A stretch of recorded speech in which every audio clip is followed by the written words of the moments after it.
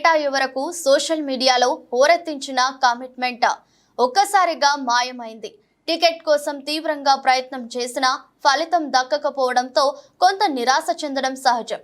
కానీ కాంగ్రెస్ పార్టీ అభివృద్ధికి కంకణబద్దులమన్న ఆ నేతలు ప్రచార పర్వానికి మొహం చాటేశారు. కాంగ్రెస్ పార్టీ అధికారంలోకి రావడానికి తన పాదయాత్ర దోహదం చేస్తుందని పదే పదే చెప్పే డిప్యూటీ సీఎం మల్లు బట్టి విక్రమార్క సతీమణి మల్లు నందిని కాంగ్రెస్ అభ్యర్థి ప్రచారానికి దూరంగా ఉంటూ గుళ్ళు గోపురాలు చుట్టేస్తున్నారు. తమ సొంత నియోజకవర్గమైన మధిరలో కనుచూపు మేరలో కానరాకపోవడం గమనార్హం. టికెట్ ఆశించి భంగపడిన తురుం ఖాన్ నేతలంతా కాంగ్రెస్ అభ్యర్థి ప్రచారానికి దూరంగా ఉండడంపై పొలిటికల్ అనలిస్ట్ మారెడ్డి నాగేందర్ రెడ్డి విశ్లేషణ. అంతన్నారు ఇంతన్నారు, చివరికి పత్తా లేకుండా పోయారు.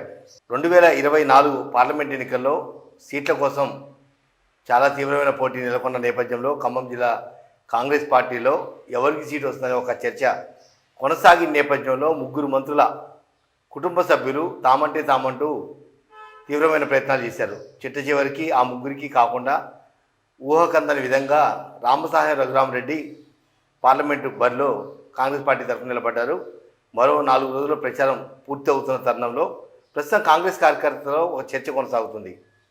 ఎవరైతే పోటీపడి తమ కుటుంబం మొత్తం దశాబ్దాల నుంచి కాంగ్రెస్ పార్టీకి వెన్నుదన్నుగా ఉంది, కాంగ్రెస్ పార్టీకి కంచుకోటగా నిలిచేందుకు తమ వంతు ప్రయత్నం చేశాం, తమ కుటుంబం మొత్తం పార్టీకి కంకణబద్దులై ఉన్నామంటూ ప్రగల్భాలు పలికి ప్రచారం చేసి సోషల్ మీడియా వేదికగా పుంకానుగా పేజీల కొద్దీ రాసిన నేతలు ప్రస్తుతానికి మొహం చాటేశారు. ముఖ్యంగా ఖమ్మం జిల్లాలో రెవెన్యూ శాఖ మంత్రి పొంగులేటి శ్రీనివాసరెడ్డి సోదరుడు పొంగులేటి ప్రసాద్ రెడ్డితో పాటు డిప్యూటీ ముఖ్యమంత్రి మల్లు బట్టి విక్రమార్క సతీమణి మల్లు నందిని, వ్యవసాయ శాఖ మంత్రి తుమ్మల నాగేశ్వరరావు కుమారుడు తుమ్మల యుగంధర్, ఈ ముగ్గురు కూడా పోటీ పడ్డారు. ఈ ముగ్గురితో పాటు పిసిసి కార్యనిర్వాహక మాజీ అధ్యక్షుడు, సుదీర్ఘ కుటుంబ నేపథ్యం కాంగ్రెస్ పార్టీతో ఉన్న అనుబంధంతో జెట్టి కుసుమకుమార్, ఆ తర్వాత వ్యాపారాలలో దిగ్గజం, అడపాదడపా పార్టీలో చమక్కుమంటూ మెరిచి చటుక్కున వెళ్ళిపోయే వంకాయలపాటి రాజేంద్ర ప్రసాద్ అలియాస్ రాజా, వీళ్ళందరూ కూడా తమ వంతు ప్రయత్నం చేశారు. ఏఐసిసి ఢిల్లీ నుంచి గల్లీ వరకు కూడా తమ వంతు ప్రయత్నాలు ముమ్మరం చేసినా కూడా ఎవరికి ఆ సీటు దక్కలేదు. దాంతోపాటుగా ట్రబుల్ షూటర్గా పేరు గాంచిన కర్ణాటక డిప్యూటీ సీఎం శివకుమార్తో పాటు పలువురు అగ్రనేతల ఆశీస్సులు పొందేందుకు శతవిధాల ప్రయత్నం చేసి అందరూ విఫలమయ్యారని చెప్పవచ్చు. అనూహ్య పరిణామాల మధ్యలో రామసాయం రఘురామరెడ్డి మాజీ ఎంపీ రామసాయం సురేందర్ రెడ్డి కుమారుడిగా, మాజీ మంత్రి నూకల రామచంద్రారెడ్డి మేనల్లుడిగా ఖమ్మంలో ప్రస్తుతానికి ప్రచార బరిలో ముందు దూసుకుపోతున్నారు. కానీ ప్రస్తుతం కాంగ్రెస్ కార్యకర్తలలో ఒక చర్చ మాత్రం కొనసాగుతుంది.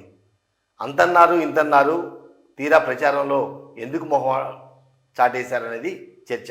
ఎందుకంటే డిప్యూటీ ముఖ్యమంత్రి మల్లు బట్టి విక్రమార్క సతీమణి మల్లు నందిని మధిర నియోజకవర్గంలో తనదైన పాత్ర పోషిస్తూ తన భర్త గెలుపు కోసం అహర్నిశలు కృషి చేసిన నేపథ్యం. కానీ టికెట్ ఎప్పుడైతే ఆమెకు రాలేదో ఆమె ఖమ్మం వైపు కన్నెత్తి కూడా చూడటం లేదు.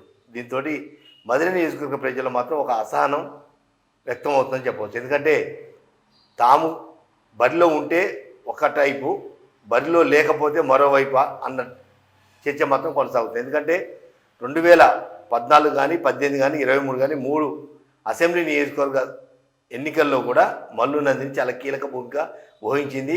గ్రామస్థాయి నుంచి నియోజకవర్గ స్థాయి నేతలతో సంబంధాలు ఎప్పటికప్పుడు కూడా మానిటరింగ్ చేస్తూ గెలుపు దిశగా పయనించడంలో మల్లు నందిని కూడా కీలక పాత్ర పోషించింది. ప్రస్తుతం మధిర నియోజకవర్గంలో అడపాదడప ప్రచారాలు తప్ప మొత్తం ఆ బాధ్యత అంతా కూడా పొంగులేటి శ్రీనివాసరెడ్డి భుజస్కంధాలపై పడిందని చెప్పవచ్చు. దాంతోపాటుగా తన కుటుంబం సుదీర్ఘమైన రాజకీయ అనుభవం ఉంది. మా తాత మా నాన్న ఫ్రీడమ్ ఫైటర్లు, గత దశాబ్దాల నుంచి కూడా కాంగ్రెస్ పార్టీకి వెన్నుదన్నుగా ఉన్నామన్న జెట్టి కుసుమకుమార్ కూడా ఆ రోజు వచ్చి ప్రెస్ మీట్ పెట్టి తనకే టికెట్ వస్తుంది, తనకు అవకాశాలు ఉన్నాయి, తనకు కాకుండా మరెవరికి అవకాశాలు లేవంటూ చెప్పి అట్నుంచి అటే వెళ్ళిపోయారు తప్ప మళ్ళీ తిరిగి రాలేదు. వీళ్ళతో పాటు వివిసి రాజా, వంకాయలపాటి రాజేంద్ర ప్రసాద్, మేము కూడా మా నాన్న కూడా కాంగ్రెస్ పార్టీ కార్యకర్తగా నిబద్ధతగా నాయకుడిగా ఉన్నాము, మాకే అవకాశం ఇవ్వాలంటూ శతవిధాల ప్రయత్నం చేసి డికే శివకుమార్ తోటి కూడా మంత్రాలు జరిపే స్థాయికి వెళ్ళిన కొంతమంది రాష్ట్ర మంత్రుల ఆశీస్సులు ఉన్న ఆయనకు కూడా టికెట్ రాలేదు. దీంతో ఆయన కూడా చటుక్కన 3 రోజుల క్రితం ఒక ఆత్మీయ సమావేశంలో పాల్గొని పుట్టుకునే మళ్ళీ హైదరాబాద్ పైన అయిపోయాడు. అంటే టికెట్ వస్తేనేమో కాంగ్రెస్ పార్టీకి నిబద్ధతలు, టికెట్ రాకపోతే మాకేందిలే అని ఒక నిర్లక్ష్యం. అంటే కాంగ్రెస్ పార్టీ నాయకులు ఒక్కసారి ఆలోచించాలి.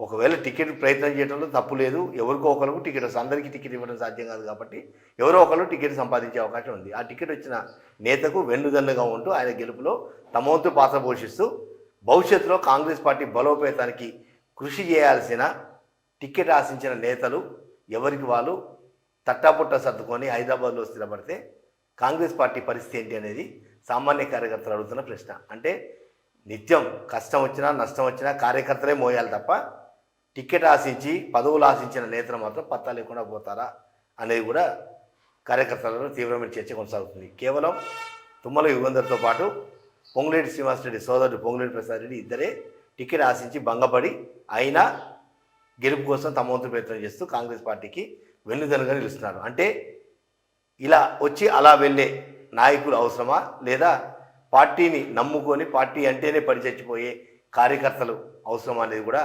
నాయకులు ఆలోచించవలసిన అవసరం ఎంతైనా ఉంది.